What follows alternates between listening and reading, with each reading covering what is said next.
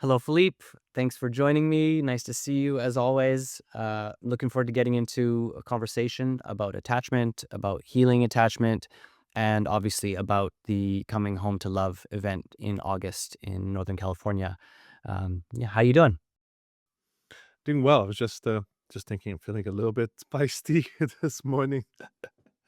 And that, when I do things like when I do things like that seem to be just slightly off course of what I imagine secure looks like, I'm always asking myself, like, well, what's happening? What's going on inside that I would be behaving in ways that are out of sorts?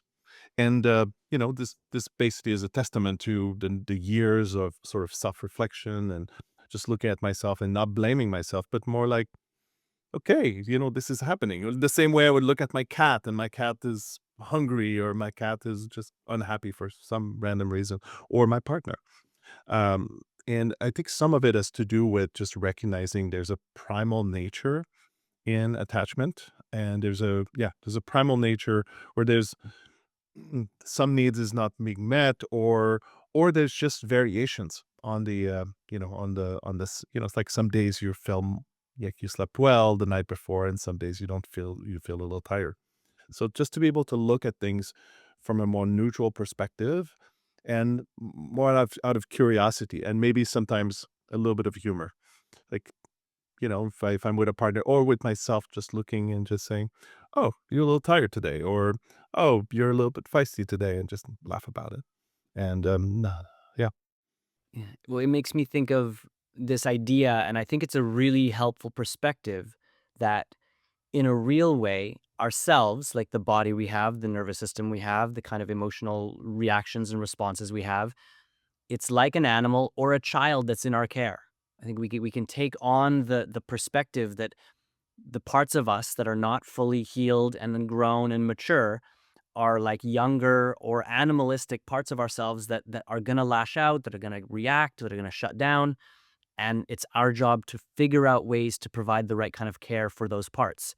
And Francesca, that is a part of the team to bringing Coming Home to Love to the world. Um, Parts work and working with parts is kind of her magic, one of her magics. So I'm curious what you have to say about that perspective, and it sounds like that's kind of how you operate. You're always kind of looking to go, okay, like this is true, it is happening in me, and maybe it's not ideal, but what do I do about it? And how do you navigate that? And maybe how do you start to support others in navigating that? Yeah, my tendencies, I have my go-to parts, the go-to parts for myself, but also that I look for in others. So the animal, the body, the inner child, sometimes the inner teenager, the young adult, and then the sort of the mature adult that is speaking to you right now, for the most part. Um, but, um, but I could say you could say that at any moment in time. If you look at things from a parts work perspective, you could say that at any moment in time, all these parts are sort of more or less active, taking more or less space in the bandwidth of your expression. And when you're extra tired, or you're extra triggered, or extra extra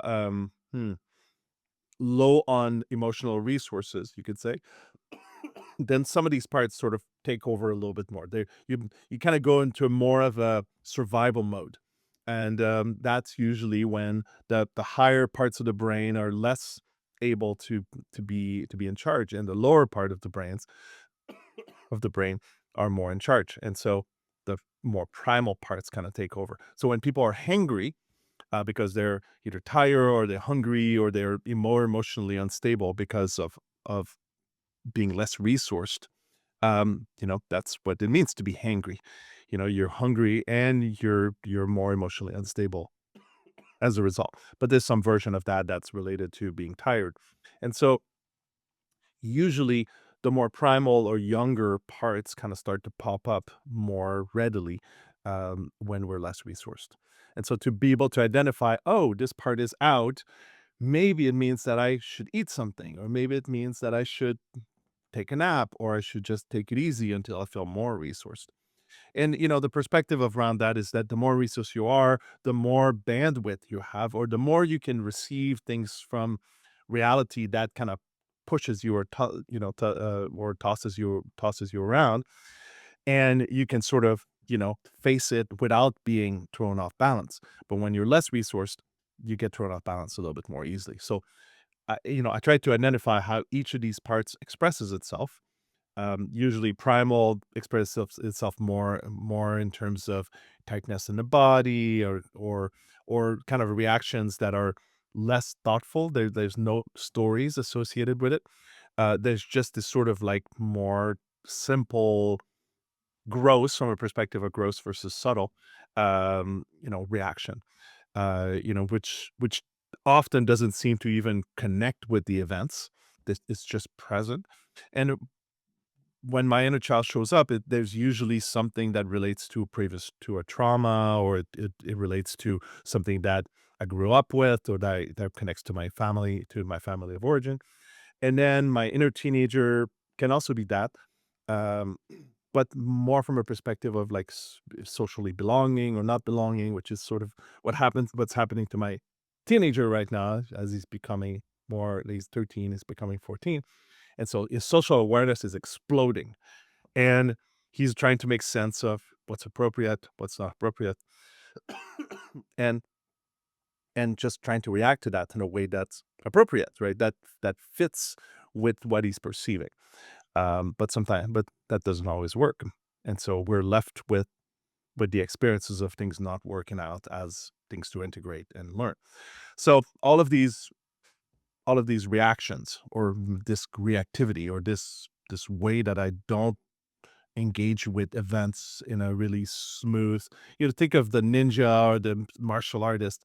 The ways that I don't engage in a really smooth, graceful way are the ways that I might be under resourced. And then I can say, what kind of resourcing can I do in order to find myself more resourced and more balanced emotionally for the most part? Hmm. Yeah, beautiful. You're talking about, especially when we're under resourced and often more reactive, less able to access and utilize these kind of higher levels of intellectual functioning, reasoning, decision making, risk management. Um, I think there's this idea of secure attachment, of people who just never get dysregulated, and I think that's an unhelpful way to think about it. But I think that there's often a stronger sense of safety in the world, both from an experiential level, but also just more like just their sense in general of life is that, yeah, it gets hard, but it's going to work out. And that as we look at more insecure attachment styles or behavioral patterns, we have less of a sense of security, more from a general perspective, and more often get into those kind of red zones of dysregulation and then reactivity. I think, again, there's a challenge that we face of making reactions wrong. And I think we can make mistakes on both sides of the equation. So sometimes a situation is actually calling on us to step forward and say, no, that is not okay with me. Or, hey, this is what I need right now.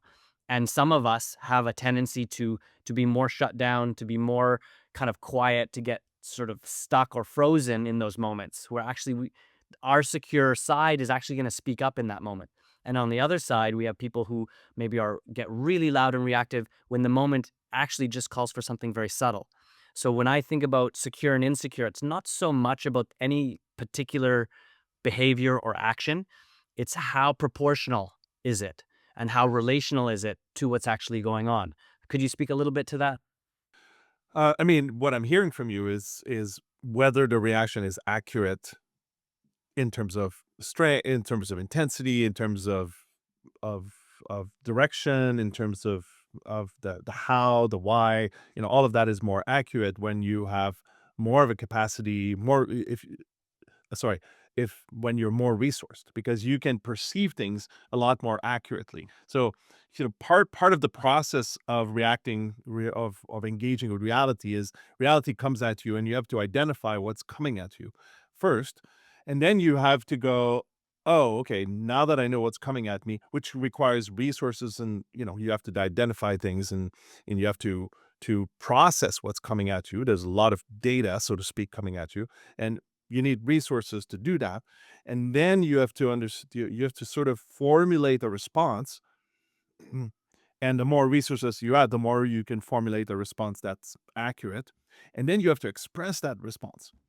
And that was, so you might actually understand what's happening, what's coming at you. You might have a good idea of how to kind of engage back with it, but it does take practice and experience and skills to actually formulate a response that's actually going to land back in a way that feels accurate to the other side. So all of that requires resources.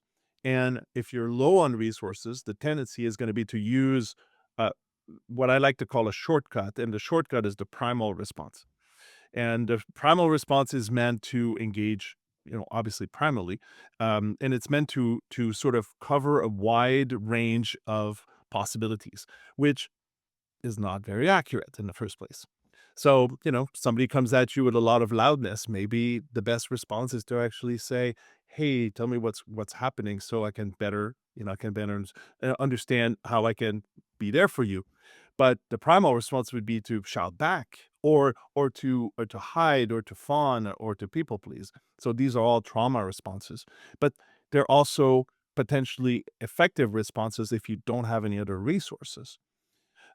So part of what I see is powerful with somebody who's more secure is that they have a lot of resources. So they can, it's a little bit like you have a boxer in the ring and they can take a lot of punches, but eventually it wears them down. So the same, I think the same is true with our emotional body. Like things come at us and it takes resources to engage with it. And then eventually that wears us down. So to learn how to not only be with what's happening in the moment, but also how to resource oneself in order to, I'm thinking of the video game, and there's the emotional resource bar, and the bar goes down each time something happens, and eventually you get into the red, and the red is the primal response. Like you're just gonna push back, or exactly, you go into survival. And there's studies that have been done with that have been done around this, where when you get triggered, you actually lose the capacity to think straight, or to think in a way that uses your neocortex. You go into primal response. And that's what happens. You do fight, flight, fawn, freeze. And some people say people pleasing is one of them as well. I would say So fawning probably covers people pleasing if you want to stretch the definition a little bit. I, I identify it differently. I identify as fawning as trying to prevent a negative or a negative reaction or upset. So when somebody's upset or getting to a violent state, then you're doing everything you can to stop that, to manipulate them into not being upset anymore, or prevent them from being upset. And people pleasing, in the way I identify it, would look more like trying to perpetuate a positive response from the other person. So you act in a way that has the other person continue to like you. Like you could just compliment them, or you do things for them, or you love them in a way that makes them feel extra loved. And to me, I would identify that as people pleasing, because you're trying to promote something that's positive, versus trying to prevent something that's negative. I think I could stretch to include people pleasing as at its root being oriented to what you're afraid might happen if you don't do all the things that makes that person like you. So again, like I think you can stretch the definition, but I understand the distinction you're making, which is relevant. I mean, I see it more as a strategy, as a longer term strategy than immediate moment. Like I don't see people pleasing in a moment of in a scary moment. They're more likely to just try to make something stop that would be dangerous for them. That's the survival mode. But I think people pleasing has a little bit of a longer term strategy. So, I'm curious for you to speak a little bit about, I know you're someone who speaks about this a lot. You're involved, you're kind of the founder of a big large and growing community of people really interested in learning about attachment online. And you're also someone who walks the talk. Like I know you enough. I've been around you enough to know you're committed to stretching into difficult moments in the interest of the relational value of that and your own growth and healing. Can you speak a little bit to how your journey to secure has changed your relationships? And then I'd love to talk about, obviously what unfolds at the retreat in August. Beautiful. I think I've always, my journey started with having a propensity for leaning avoidant. Uh, I don't recall any big traumas in my childhood. So I think my mom was really busy with my sister when, who's 2 years younger, and my sister had health issues when she became a teenager, and that just a lot of that took a lot of attention. And my dad was traveling a lot. So I think the combination of it made me slightly avoidant, and when pushed hard enough or under-resourced, that's the direction I would go. Not because I've felt abandoned or mistreated in any way, just that, it lean they say that I think they've done studies about that, but I need to find the quote, is if that parents have to do it at least 30% of the time to create a secure attachment in their child. And maybe for them it was, 28% or 25% or something like that. But anyway, my tendency would be to go in that direction. And then when my son was born, I felt like it was an abandonment trauma for me. So I leaned hard in that direction, and which in some ways was, easier for me because my wife just reoriented towards him. And then I was like, okay, I'm good, but internally my inner child's raging. That took a few years to even figure out. Um, and then and then her and I just started realizing that there was this pattern playing out. Like, she was leaning anxious, I was leaning avoidant, and we were sort of interlocked. Like, the moments where I wanted more space or the moments that she wanted more connection, and like, why is it happening exactly at the same moment? And we get frustrated at each other until we learn about attachment theory. So my access, my access to healing was through attachment theory and sense making. So I began to understand what was going on in the patterns that in the pattern interlock that we had. And as I started to understand what was going on, I started to be able to identify when both her and I would go into these patterns of anxious and avoidant behavior. And then identifying it would allow me to better understand that it's happening without judgment. Like, for me to actually say, "Oh, this is the way my system is going sideways," was not a judgment. It was just a better understanding. And then from that understanding, I started to explore, like, what was I missing? What was missing for me that I reacted the way I did, that expressed these avoidant patterns the way I did. And I eventually I landed on three different things.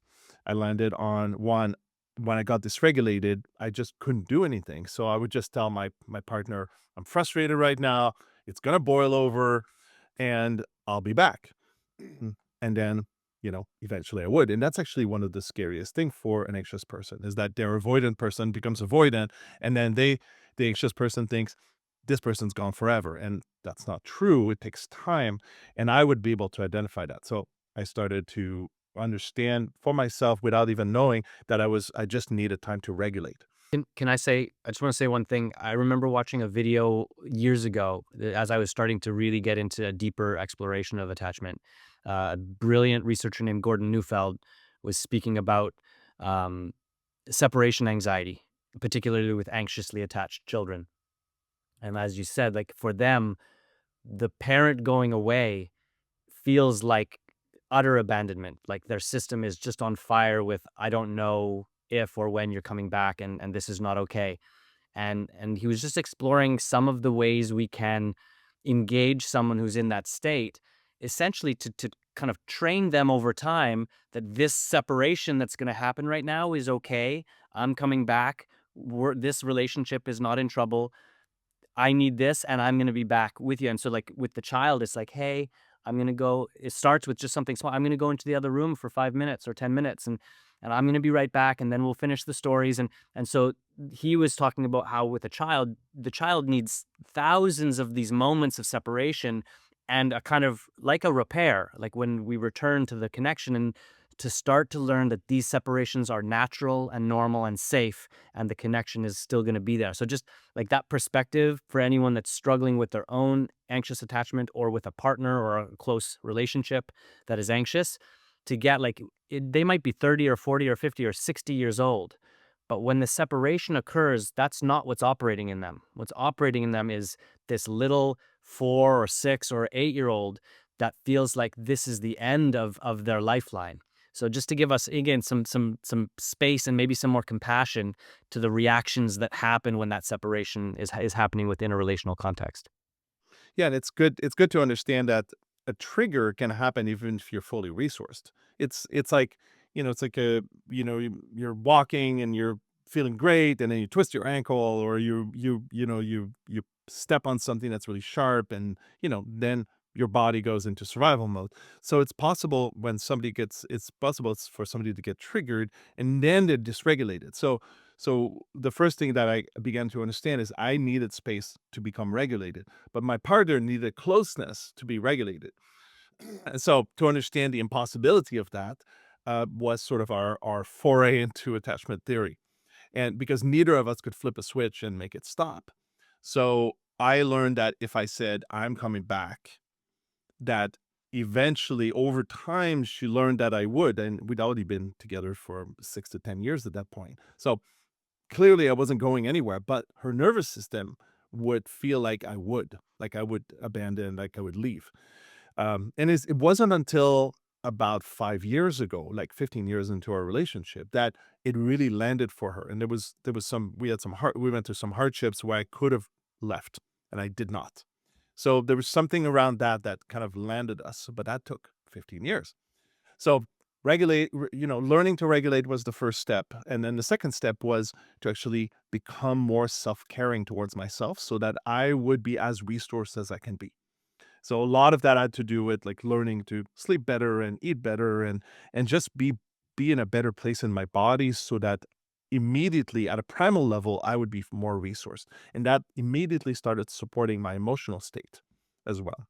And then when my emotional state would get I would get dysregulated that way because emotionally I got triggered. Um, what helped was to better understand what was at play. And so sense making and resourcing, like finding ways to get support from others, being okay to get support from others from an avoidance perspective. That's like a new thing, and to essentially get resourced in a variety of ways, but whether from self-care, support, or making sense of what was happening, really helped me better engage with the moment and with my partner or lovers, because we're poly. So that all sort of, and as a concerted effort, internal concerted effort, led me to becoming more secure. And then over time, I've been feeling like my resources are growing. My my memory of good outcomes related to my relationships also seems to help. It also seems to feel like the reference point, like things have been going well. I feel good. I feel good about my life. I feel good about my choices. These choices lead to good things.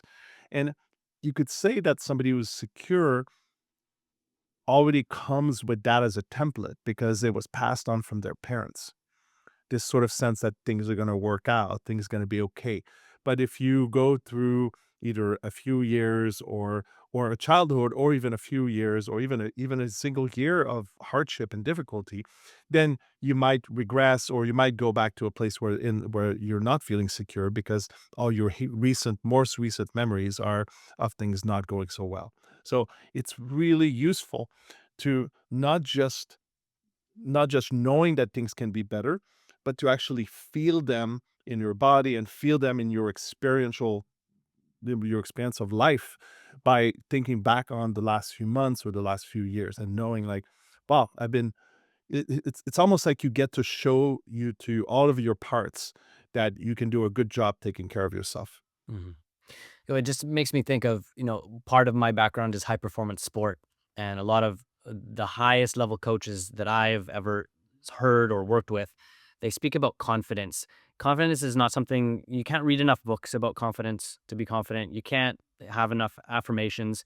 Real confidence comes from doing the things and proving to yourself that you're able to do them. Like that's where stable confidence comes from. And so like that's what I hear you talking about. And there's a distinction that's relevant to make between what we might call kind of um like born secure or like secure that was developed as you grew up, and what they often refer to as earned secure. And so, let's talk a little bit about that, and then I'd love to get into just some of our reflections about the last couple of years at the Journey to Secure retreat now called Coming Home to Love. Yeah, in my interpretation, I think natural secure, as I like to call it, is security that was essentially passed on from your parents and from your circumstances, your childhood circumstances, or your circumstances as or the circumstances of your parents. And if you've ever done family constellation work, often things get passed on generationally. Like there's a particular orientation towards reality and towards how well things are going to work out that can get passed on from generation to generation. And we have two world wars that exist inside of the psyche of people that are still alive today. And so that must have some level of impact, but we're sort of slowly moving towards there being less war in our collective or most immediate collective memory. And I think that has an impact. Um, and so to be able to operate from that template really kind of gives you a better outlook. As a starting point. And then even if you get knocked down by things that happen in life, you can still go back to earlier memories, or you can still go back to the way your parents talk to you about how the world is, and you'll still have that. Uh, and if you grow up with with parents that were more secure and kind of that threw you off or that shifted your compass a little bit, then recovering from that, either from that or from more recent difficulties, because that will always happen, um, takes some steps. It takes sort of it's almost like your nervous system templates itself on what your parents passed on or what happened to you in terms of circumstances. And then you have to kind of readapt to a better outlook.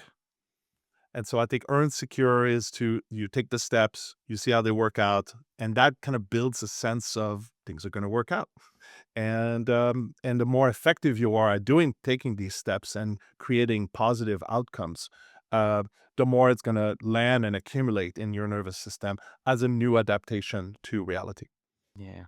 Yeah, and I think it's helpful, obviously these models and these distinctions and these labels, they point to something, but I actually think it's more helpful to think of this example of natural secure and earned secure not as distinct kind of there's a word I'm looking for, not as discrete pieces, but like it's really a spectrum. There's not some imaginary line where you move from natural secure, and people who grow up in a more secure environment, it's not like there's no ruptures, it's not like there's no traumatic experience or difficulty or relational instability, but that it operates along a spectrum.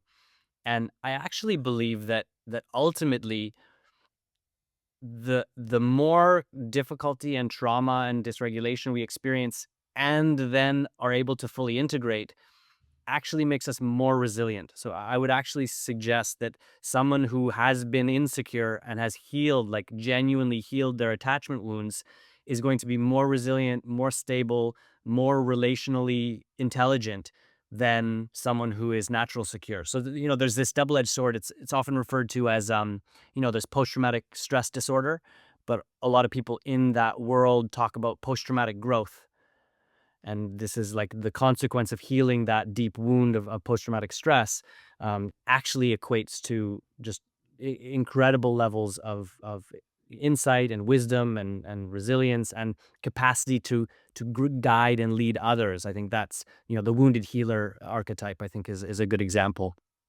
I think there's something to be said about having to go through the steps so you're familiar with the path. If you grow up with a family where, you know, like reality is something that would work out as a template for secure, then you never went through the steps. So when you get knocked down the first time, and I for the most part identify with that. Like my traumas in my childhood were either minimal, or I don't really identify them as traumas, or I've done some integration of them, but there's so little that I don't orient in that way. I don't feel like there's anything that I'm dragging from my youth. Um, and what it meant is that the few times that I got knocked down later on in life, like in my recent, 10 to 20 years, um, it knocked me down pretty hard because I didn't know what it was. And so I couldn't say, "Oh, I've seen this before." So, it's like the first time you go down a trail, it's 10 miles and you don't know how it's gonna look, and you're not prepared for it. But the next time you do it, it's completely different. So I think the same is true for life. If nothing knocks you down in life, when you do get knocked down, you're gonna have to learn the steps to get yourself back up and bounce back. But if you've seen this many times, then, well, there's trade-offs with that. The fact that you've seen this many times might make it easier to get knocked down, but also you might actually have more ease in you have more experience and more skill and more maturity around how to get back up. So I wouldn't necessarily say let's knock people down just so they learn the steps. There's really trade-offs in both cases. One of them I felt for myself, I felt more naive in some ways. Um, and I engaged and I was in relationships with people that had a lot of trauma in their nervous system, and I wasn't able to identify it as potentially toxic for both of us. And somebody who'd be coming with more trauma probably would have either avoided it or engaged with it in a way that was less difficult. But they're coming from a place of also having had a lot of difficulties and difficult circumstances they have to contend with, because their nervous system is more adapted to that, or is more able to perceive that as a threat. One of the quotes, one of the testimonials from I think it was the first year, actually a couple of years ago. One of the participants said, "I've never felt so safe before." So I'd just love to talk a little bit about what you think the retreat did, or what it provided, so that someone who is maybe 45 or 50 years old could say they've never felt so safe before. And let's talk a little bit about why we live in a world where that can happen, where we can be well into middle age and have never felt fully relationally safe with other people. Hmm. I mean, I think some of it has to do with how we orient it. The first year and the second year, because this is going to be the third year, and there's just a way that we created the space and we created the experience, that would really get underneath whatever fear might be present, and actually, like, maybe it's because I'm a father and you're a father too, and Francesca's a mother. There might be something about that. Like, I like to call it like the nurturant parent, right? Is or the I like to call myself more of a gentle masculine, and there's something about coming in and holding that doesn't feel threatening, that doesn't feel like it could ever be scary. um, and it feels very benevolent, it feels very caring and considerate, and I think we all oriented towards that, and I think that's what it was more than the transformational value. We were trying to create value. We were trying to create an experience, a reference point, what I like to call a reference point for secure, that just kind of got underneath everything. And I think that's what caused this particular testimonial to arise, and I think we heard it the second year as well. Not exactly in those words, but so close. And so I feel that we came in with this idea that we were gonna give people an experience of what secure feels like, and we're gonna teach them some things on top of that. But really the bottom line of it was to come out of the retreat feeling what it feels like to be secure, so that they could remember it and they could orient towards it moving forward. Mm, lovely. And for you, were there any highlights from the last 2 years that stick out in terms of just there's a lot of energy and time and work that goes into formulating and curating and creating and delivering an event like this, and it's something that it lights me up. But I'd love to hear from you, yeah, like highlights, and why do you find yourself continuing to come back to the table to create these kinds of experiences for people? Mm. Well, I mean, some of it is I'm constantly learning, even after doing this for a good 10 years. I'm recognizing the slow pace of earning secure. And earning secure is a little bit like just learning to master any musical instrument or sport, or there's there's something to be said about practice.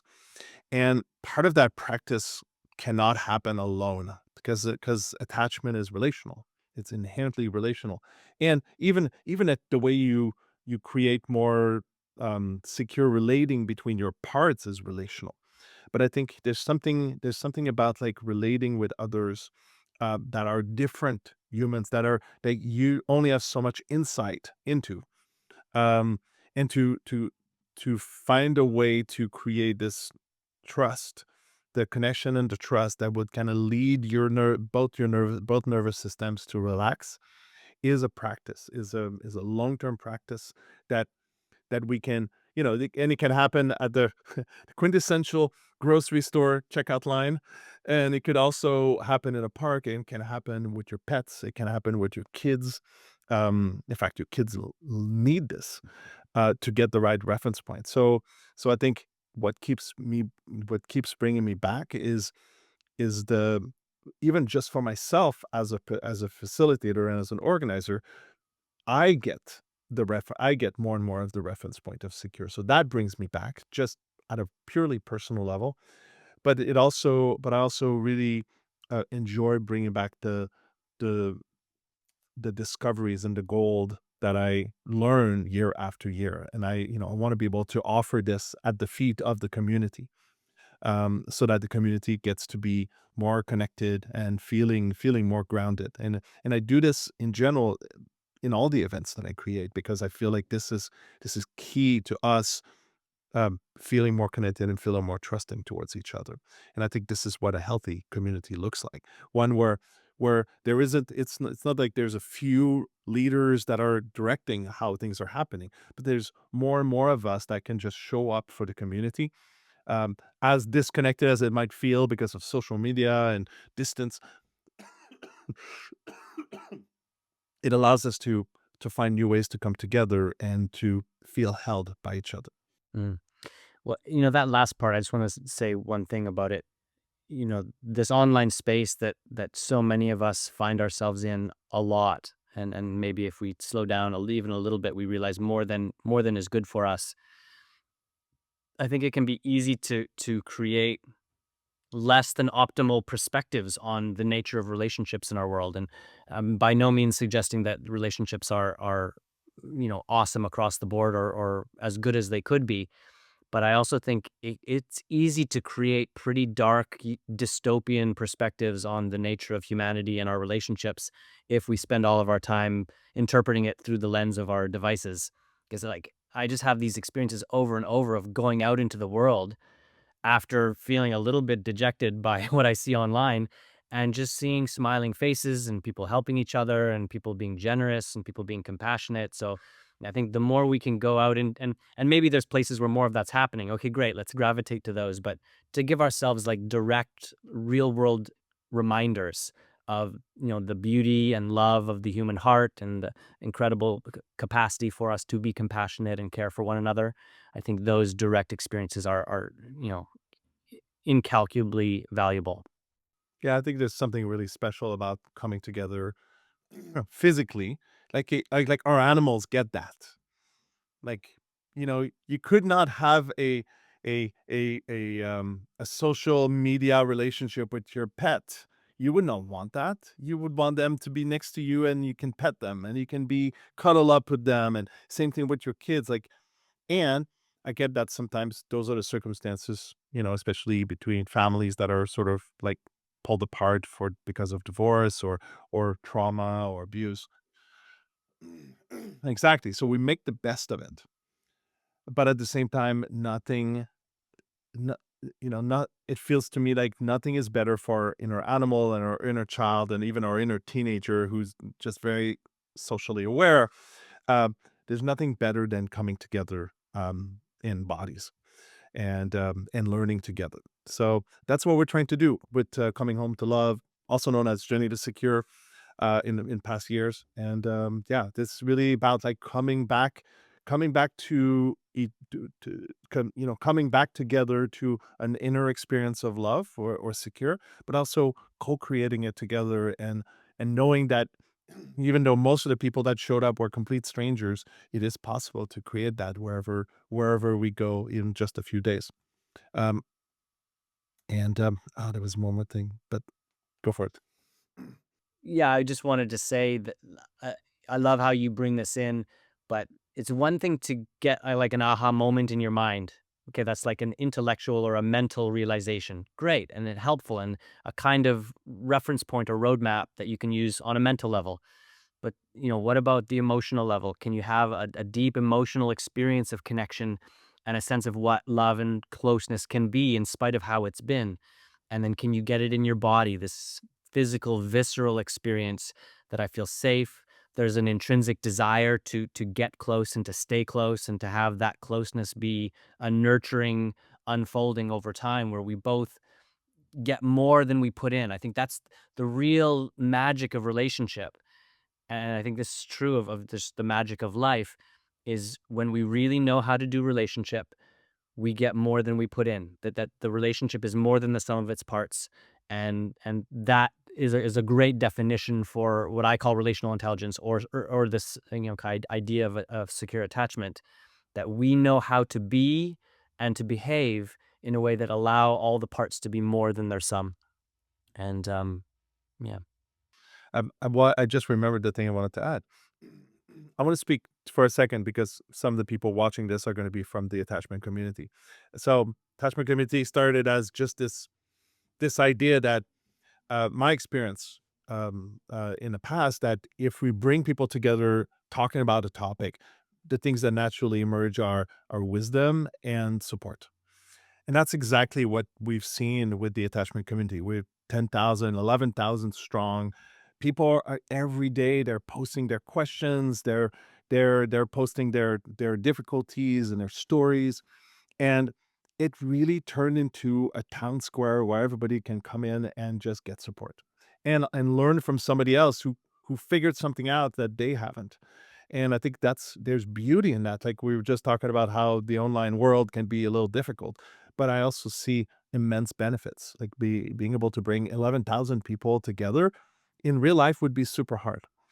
But for people to be able to do this kind of asynchronously, like whenever they have a minute, they kind of jump in and they answer questions or they comment in as a way of learning and creating connections with others. I feel like that was really successful and it continues to be.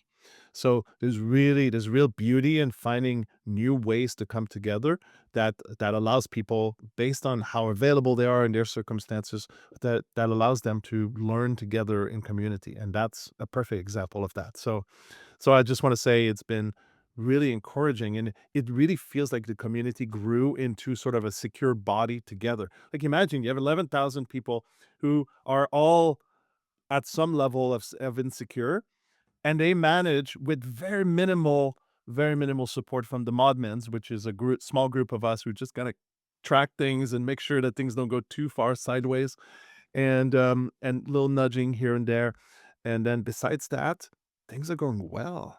Like it's really surprising how we've managed to co-create all together something that can actually be more than a sum of its parts. Like imagine you have a group of 11,000 somewhat insecure people creating a secure village. And I think that's exactly what you were speaking of. Awesome.